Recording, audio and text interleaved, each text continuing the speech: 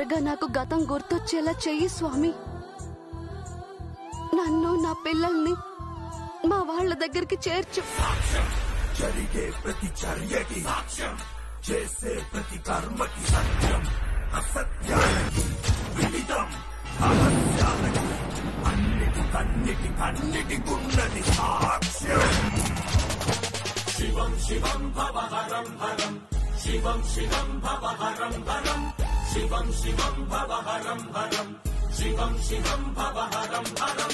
నమామీశ్వరం ప్రాణేశ్వరం పంచభూతేశ్వరం, అనాదీశ్వరం ఆదీశ్వరం సర్వకాలేశ్వరం. అంటే అంటే నా కోరికను మన్నిస్తున్నావా స్వామి?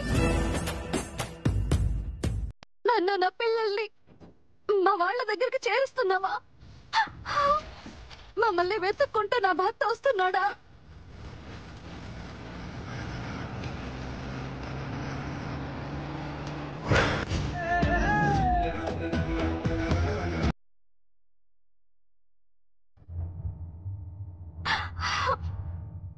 వదినా,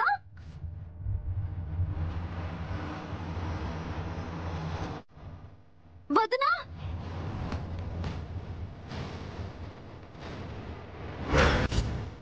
ఏమిటి మేడం గారు ఇంత ఆనందంగా ఉన్నారు? కొంపతీసి తనెవరో తనకు తెలిసిపోయిందా? వదినా, నాకు నాకు నాకు ఎంత సంతోషంగా ఉందో తెలుసా? ఎంత ఆనందంగా ఉన్నానో తెలుసా? ఆనందం సంతోషం అంటున్నారంటే అనుమానమే లేదు. తనే మంగా మేడం గారని మేడం గారికి తెలిసిపోయింది. ఈ విషయం మీకే ముందు చెప్పాలని వచ్చాను. అయ్యయ్యో మేడం గారు, నాకే విషయం తెలీదండి. నాకే పాపం తెలీదు. నేనేదో నా పసుపు కుంకాల కోసం వాళ్ళు చెప్పింది విన్నానంతే. ఏంటొదినా, నేనేదో చెప్పబోతుంటే వినకుండా మీరేదో చెప్తున్నారు. ఎందుకు అంత కంగారు పడుతున్నారు? ఏం లేదు మేడం గారు. ఏం చెప్పాలని వచ్చారు? మనసులో దేవుణ్ణి వేడుకుంటుంటే చేతుల్లో పువ్వు పడింది వదినా. ఇదా విషయం? ఇంకేదో అనుకుని హడలి చచ్చాను. మనసులో ఏం కోరుకున్నారు మేడం గారు? నాకు వెంటనే గతం గుర్తుకు రావాలని, వెంటనే నా వాళ్ళెవరో నాకు తెలియాలని. అలాంటి కోరికలు ఎందుకు కోరుకుంటున్నారు మేడం గారు? అదేంటొదినా, ఇంకా ఎన్నాళ్ళని నేనెవరో తెలియకుండా బతికేది? పిల్లలకి తమ తండ్రి ఎవరో తెలియాలి కదా. మీకు ఆ విషయం తెలిస్తే మా చారుకేసుకు తండ్రి లేకుండా పోతారు, మీకు మీ పిల్లలు లేకుండా పోతారు. నీకో విషయం తెలుసా వదినా? పిల్లలకి 8 ఏళ్లు రాగానే వాళ్ళ తండ్రి వాళ్ళని వెతుక్కుంటూ వస్తాడని వాళ్ళ జాతకంలో ఉందట. పెద్దయ్య చెప్పారు.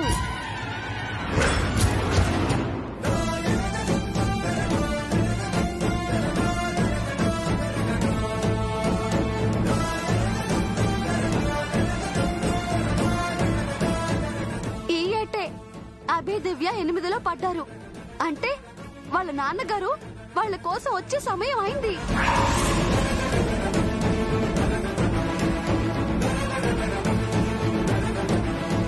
వాళ్ళ నాన్నగారు వస్తే నాకు నా గతం ఏంటో తెలుస్తుంది. నేనెవరో నా వాళ్ళెవరో తెలుస్తారు. నా పిల్లలు అనాథలు కారు. వాళ్ళ భవిష్యత్తు బాగుంటుంది. అందుకైనా ఆయన రావాలి.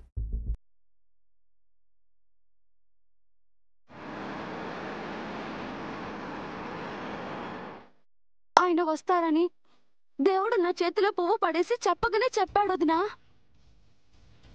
అంటే మా కోసం ఆయన వస్తున్నట్టే కదా.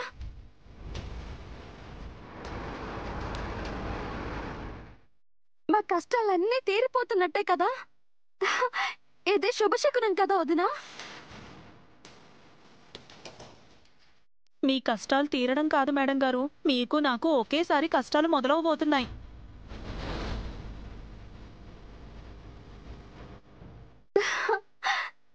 నాకు చాలా ఆనందంగా ఉంది వదినా. ఆయన ఎక్కడున్నా మా వైపు దారి చూపించమని గుడికి వెళ్లి అర్చన చేయిస్తాను. వస్తాను వదినా.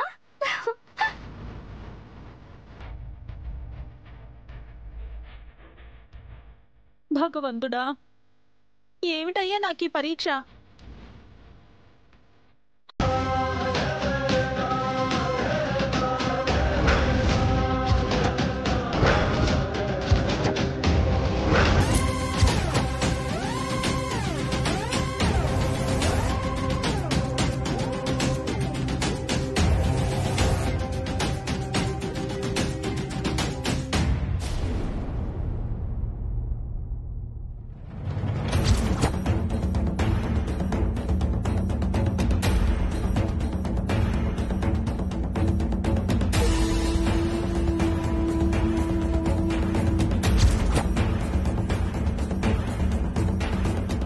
నమస్తే సార్. హే పండు, హౌ ఆర్ యు మ్యాన్? ఇంతకు ముందు 3 చైన్లు 6 రింగులు కొట్టేసి హ్యాపీగా ఉండేవాడిని సార్. మీ దయ వల్ల అన్ని మానేసి అడుక్కు తింటున్నాను సార్. వావ్, బెగ్గర్ అయ్యావన్నమాట. Good improvement, keep going. మా మిస్సెస్ దగ్గర నువ్వు ఇక్కడ రింగ్ కొట్టేశావా? బుద్ధి పొరపాటై కొట్టేశాను సార్. ఆ ఒక్క దొంగతనంతో నా కనువిప్పు కలిగింది సార్. నా కెరియరే ఆగిపోయింది. దొంగతనాలు ఆపేశాను సార్. స్మగ్లర్ వీరప్పని కూడా ఇన్నిసార్లు ఇంట్రాగేషన్ చేసి ఉండరేమో సార్. నా జీవితంతో ఆడుకుంటున్నారు కదా సార్. సారీ మిస్టర్ పండు, ఈ ఒక్కసారికి నేను ఇబ్బంది పెడుతున్నాను. మళ్ళీ నిన్ను పిలవం. మీరేమో ఇలానే అంటారు సార్. వీళ్ళేమో ఇంతటితో నన్ను వదలరు. 3 రోజులు స్టేషన్ లో పెట్టి మర్యాదలు చేస్తారు. అరే పండు, బీ హ్యాపీ మ్యాన్. 3 days నువ్వు అడుక్కొని తినడం తప్పింది కదా. మీకు ఇలా అర్థమైందా సార్? పండు, మా మిస్సెస్ ఒక క్యాబ్ లో వచ్చింది కదా, ఆ క్యాబ్ ఎటువైపు నుంచి వచ్చింది? తెలియదు సార్. నేను వచ్చేటప్పటికే క్యాబ్ మేడం గారు ఇక్కడే ఉన్నారు. నేను రింగ్ కొట్టేసి పారిపోయాను. ఆ తర్వాత క్యాబ్ ఎటు వెళ్ళిపోయిందో నాకు తెలియదు సార్. ఏయ్, అబద్ధం చెప్పావనుకో ఎన్కౌంటర్ చేసి పారేస్తాను. మర్యాదగా ఆయన ఏం అడుగుతారో దాని గురించి నీకు తెలిసింది చెప్తే చాలు. ఏంటి సార్ మీరు ఇంత చదువుకున్నారు? ఈ సేట్ షాప్ లో అన్ని వస్తువులు పెట్టుకున్నాడు. బయట ఓ సీసీ కెమెరా పెట్టుకుని ఉండడా? అది చూస్తే మీకే తెలుస్తుంది కదా.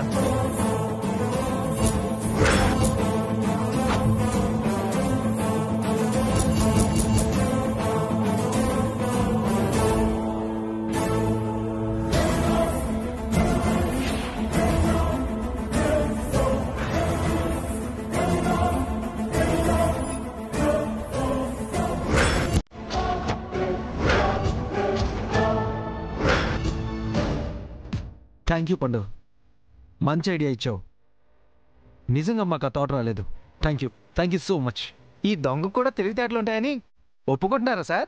ఒక దొంగ వాల్మీకిగా మారి రామాయణం రాశాడు పండు. సీతారాములు తిరిగి కలవడానికి కారణమయ్యాడు. అలా నువ్వు నేను నా మంగ కలవడానికి కారణం అవుతున్నావు. అవునా సార్? Thank you sir. నా వల్ల మీకు మంచి జరిగితే నాకు అదే చాలు సార్. నువ్వు రింగ్ ఏ రోజు కొట్టేసావో నీకు గుర్తుందా? బాగా గుర్తుంది సార్. ఆ రోజు మండే, డేట్ 11, టైము 10:30. రావుకాలం యమగండం అప్పుడే పోయాయి సార్. మంచి ముహూర్త సమయం సార్. అంత కరెక్ట్గా ఎలా చెప్తున్నావురా? అంటే నేను ఏ దొంగతనం చేసినా మంచి టైము ముహూర్తం చూసుకొని చేస్తాను సార్.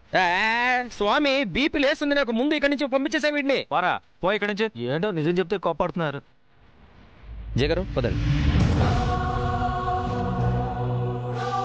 నమస్తే సార్, ఏమి కావాలి? సీసీ ఫుటేజ్ కావాలి. ఈ మంత్ 11th, టైం 10:30. మీరు ఎవరు సార్? పోలీస్.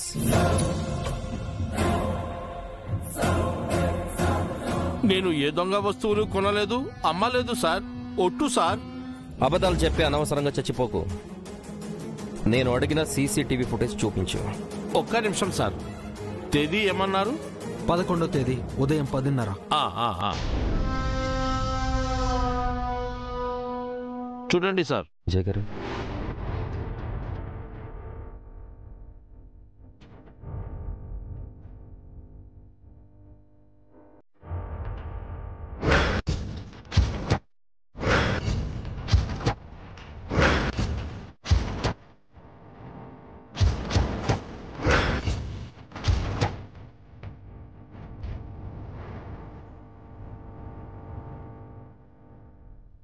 చూపించండి. అలాగే సార్, అలాగే.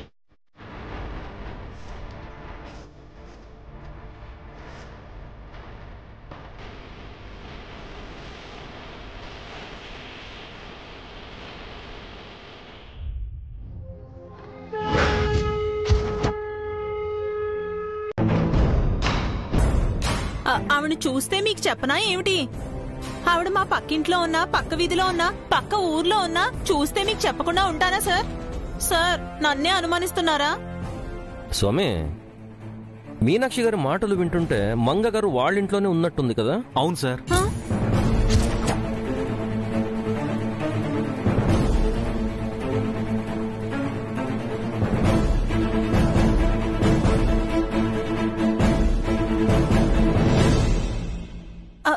అయ్యయ్యో, మీకు అసలు అలాంటి అనుమానం ఎందుకు వచ్చింది సార్? మరి మీ ప్రవర్తన మాటలు అలాగే ఉన్నాయమ్మా. మమ్మల్ని ఎందుకు బయటే ఆపి మాట్లాడుతున్నారు? భలేవారండి. అందరూ రండి, మా ఇంట్లో మీకు అతిథి సత్కారాలు చేస్తాను. అవేం వద్దమ్మా. మేమొచ్చింది ఆబి దివ్యని చూసి జానకి గారితో మాట్లాడడానికి.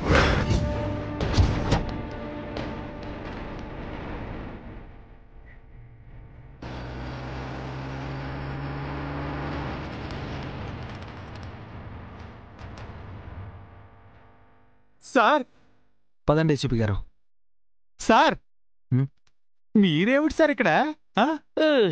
స్వామి, చెప్పడం నా వల్ల కాదు, నువ్వు చెప్పు. అలాగే సార్.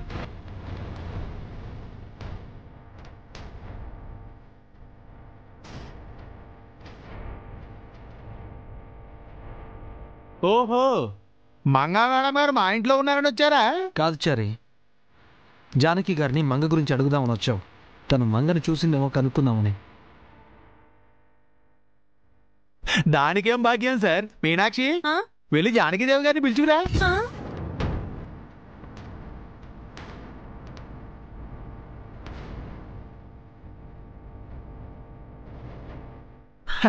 అదిగో మాటల్లోనే జానకిదేవి గారు వస్తున్నారు.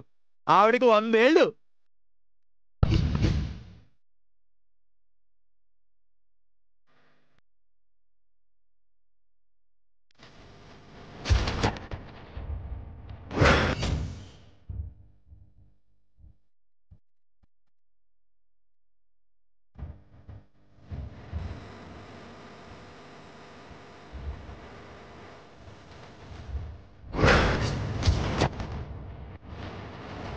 నమస్తే సార్.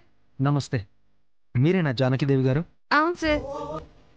అభి, దివ్య నా పిల్లలు ఇంట్లో చదువుకుంటున్నారు.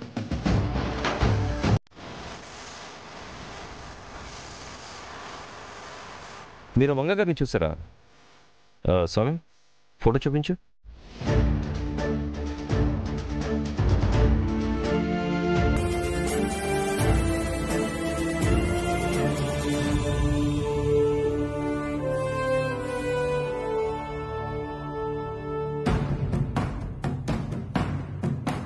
లేదు సార్, ఈ చుట్టుపక్కల ఎప్పుడు చూడలేదు. చూస్తే మీనాక్షి గారికి చెప్పండి.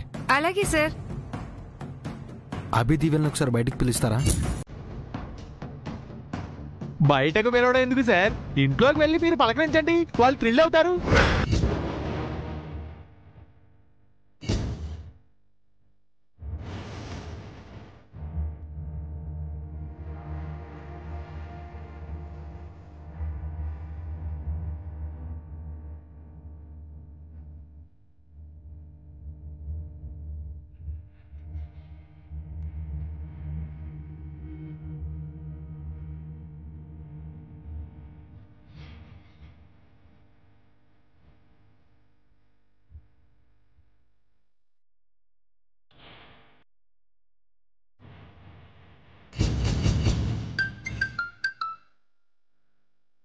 అవునా? ఓకే, బయలుదేరుతున్నాం. సార్, క్యాబ్ డ్రైవర్ ఆచూకీ దొరికిందంట, వెంటనే రమ్మంటున్నారు.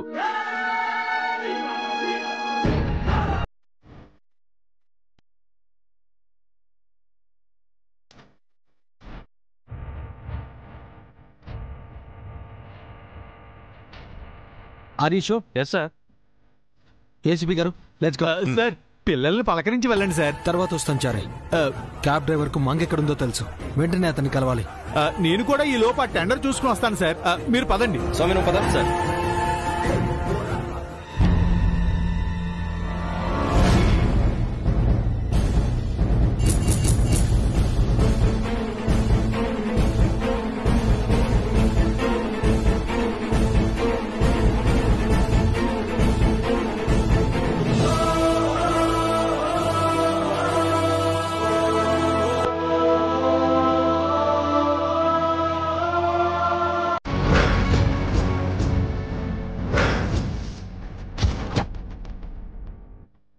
నువ్వంతటా నువ్వే బయటకు వస్తే బాగుంటుంది.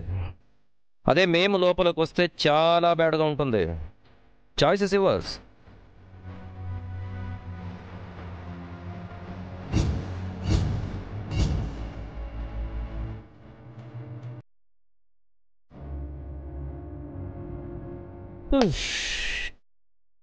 ఏంటే స్వామి, వీడు చెవిటోడా మూర్ఖుడా? అయినా మనమేమన్నా పేరెంటానికి వచ్చామా? డోరా పంచాయ్.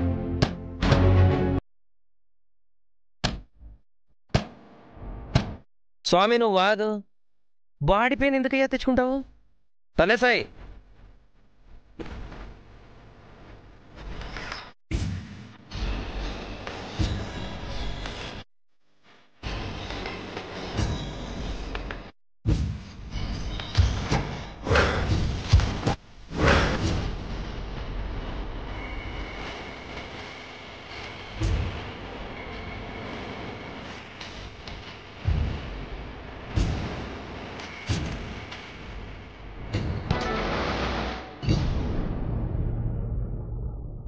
సార్ లోపల ఎవరూ లేరు సార్. సారీ జగరే, మూడు క్షణాల్లో తప్పించుకున్నాడు. పైన తిరుగుతున్న ఫ్యాన్, ఇంకా సగం తిని వదిలేసిన ఇడ్లీలు, మూతలేని వాటర్ బాటిల్, పట్టుకు వెళ్లకుండా ఇక్కడే వదిలేసిన లగేజ్ బ్యాగ్, ఇవన్నీ చూస్తుంటే వాడు ఇప్పుడే వెళ్ళిపోయాడు అనిపిస్తుంది. బాత్రూమ్ విండో నుంచి ఎస్కేప్ అయ్యాడు.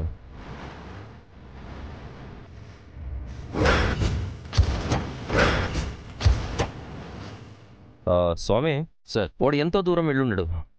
మన టీంని తీసుకెళ్ళు, చేసి చెయ్యి. దొరికితే నాకు ఇమీడియట్ కాల్ చేయి. Okay sir. మో కమాన్ మూవ్ ఫాస్ట్.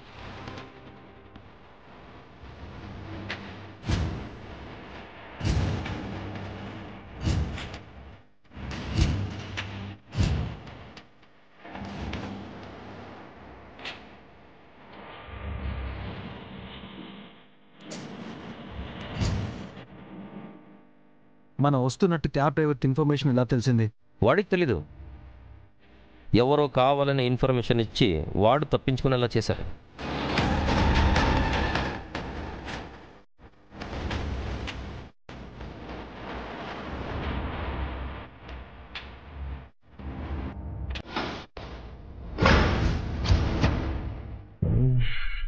రండి జగన్.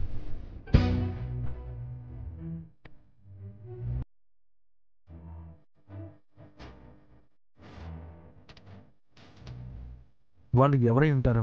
శేఖర్ ఇక్కడ ఉన్నట్టు మా స్వామికి కాల్ వచ్చినప్పుడు అక్కడ మీరు, నేను, మా పీసీలు, చారి, మీనాక్షి, జానకిదేవి గారు మాత్రమే ఉన్నారు.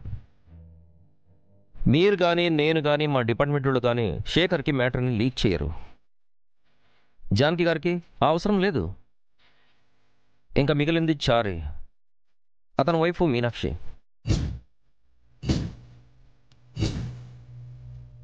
చారి మీకు నమ్మిన బంటు కాబట్టి అతను లీక్ చేసే ఛాన్సే లేదు. చారి వైఫ్ మీనాక్షి ఇన్నోసెంట్. మరి ఎవరు లీక్ చేసి ఉంటారు? శత్రువులు ఎక్కడో ఉండరు జయ గారు. ఒక్కోసారి మన పక్కన లేదా మన ఇంట్లోనే ఉంటారు. ఇఫ్ యు డోంట్ మైండ్, నా మైండ్లో ఎవరున్నారు చెప్పనా? ఎవరు? మీ అత్తయ్య, మీ మావయ్య.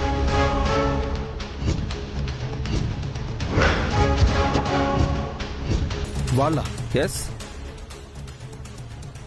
వాళ్ళ మీద నాకు మొదటి నుంచి అనుమానంగా ఉంది.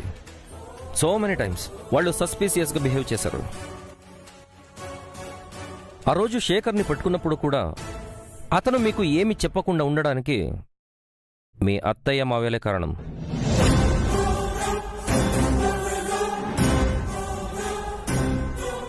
నిన్న పార్టీలో కూడా సస్పీసియస్గా బిహేవ్ చేశారు. ఐ థింక్ వాళ్ళు మీ దగ్గర, నా దగ్గర ఏదో దాస్తున్నారు. మీకు వ్యతిరేకంగా ఏదో చేస్తున్నారు. వెల్, ఇది నా పోలీస్ బుద్ధి కావచ్చు, లేదా నిజం కూడా కావచ్చు. మీరు కూడా థింక్ చేయండి. మీకు ఏదైనా క్లూ దొరికితే నాకు షేర్ చేయండి. ఈ లోపల నేను శేఖర్ని పట్టుకుంటాను. ఉంటాను జగరు.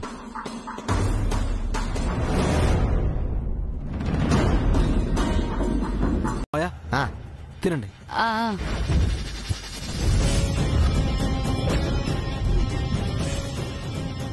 అందరూ హాయిగా తినండి. డాడీ, జేజీ, మంగ కూడా ఉండుంటే డైనింగ్ టేబుల్ ఫుల్ఫిల్ అయి ఉండేది.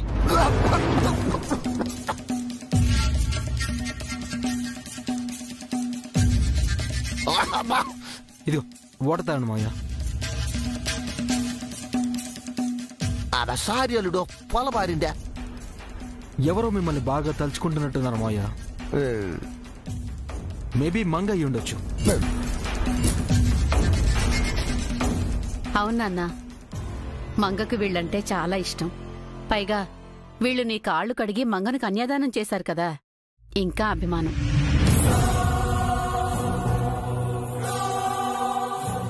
మంగకు వీళ్ళంటే అభిమానమే పిన్ని. కానీ వీళ్లకు మంగపై ప్రేమ ఉందో లేదో. అదేంట్రా?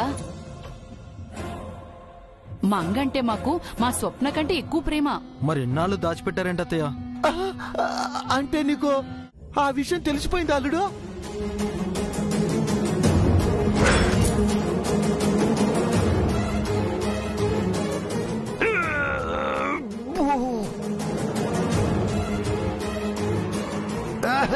అదే అల్లుడు, మంగపై మాకు ప్రేమ ఉన్న విషయం ఎన్నాళ్ళు దాచిపెట్టాం కదా, అది నీకు తెలిసిపోయిందా అని అడుగుతున్నాను.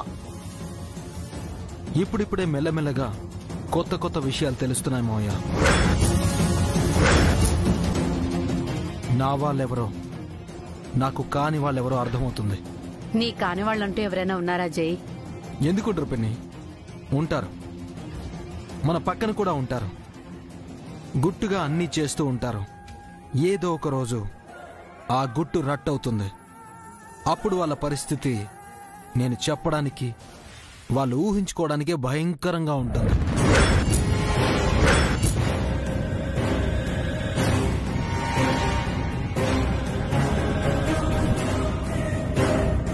అవును పిన్ని, మంగ బతికే ఉందని ఏసీపీ గారు చెప్పినప్పుడు మీ ఎక్స్ప్రెషన్ ఏంటి? చాలా సంతోషం వేసింది నాన్న. అత్తయ్య మావయ్య, మీ ఫీలింగ్ ఏంటి? కొత్తగా ఏం ఫీలింగ్స్ ఉంటాయి అల్లుడు? ఆ విషయం మాకు ఆల్రెడీ తెలుసుగా.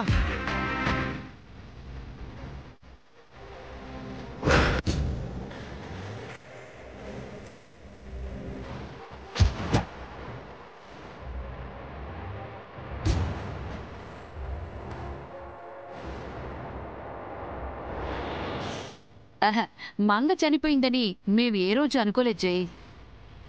అందుకే మంగ బ్రతికే ఉందని ఏసీపీ గారు చెప్పినప్పుడు నేను పెద్దగా ఆశ్చర్యపడలేదు. అవును అల్లుడు, ఏదో నోరు సార్ అన్నాను కానీ నా ఉద్దేశం కూడా అదే. నోరు జారడం ఈ మధ్య మీకు బాగా అలవాటైపోయింది కదా మావయ్య. అవి ఏం చేయను అల్లుడు, ఎంత నోరు కుట్టుకుందామన్నా కుదరటం లేదో. అప్పటికి మీ అత్తయ్య పక్క నుండి కవర్ చేస్తుంది కాబట్టి బతికిపోతున్నాను.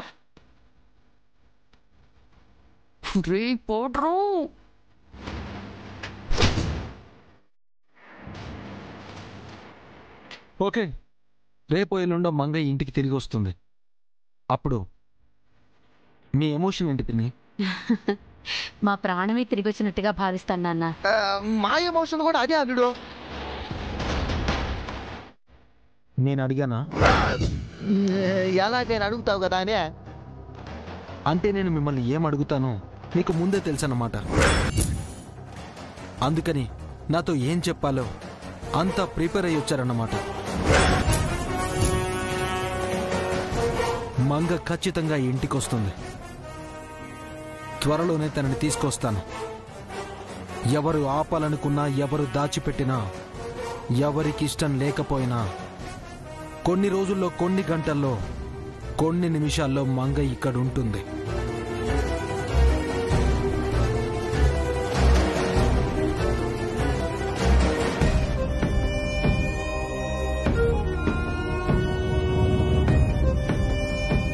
జయ మాటలు చూస్తుంటే మంగను మీరే దాచిపెట్టారన్న అనుమానం తనకొచ్చినట్టుంది. అదే నిజమైతే ఇదే మీ ఆఖరి భోజనం అవుతుంది.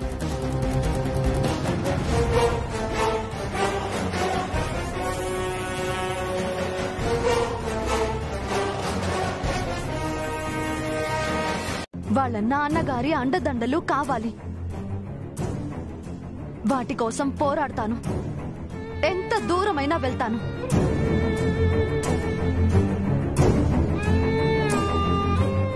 నా ప్రాణం పణంగా పెట్టైనా సరే నా పిల్లలకి మంచి భవిష్యత్తునిస్తాను.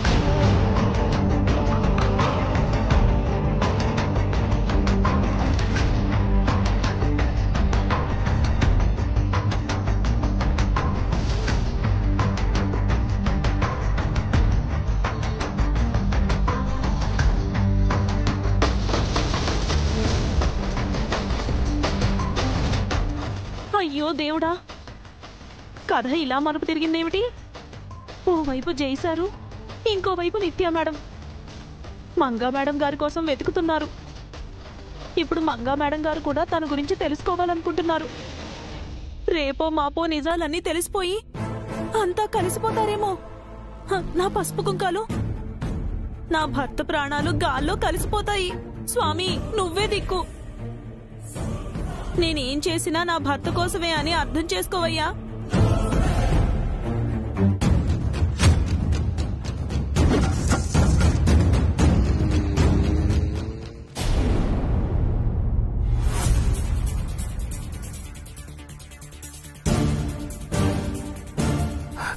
ఎన్నడూ లేంది ఈసారి జైకి మన మీద డౌట్ వచ్చిందేంటి చంద్రిక?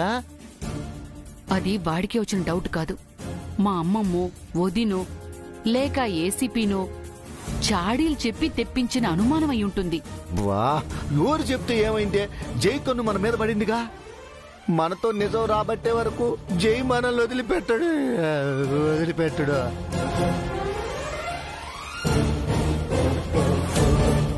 వాయమ్మ, చెప్పవే, ఏం చేద్దాం? జైకి నిజం చెప్పేద్దామా?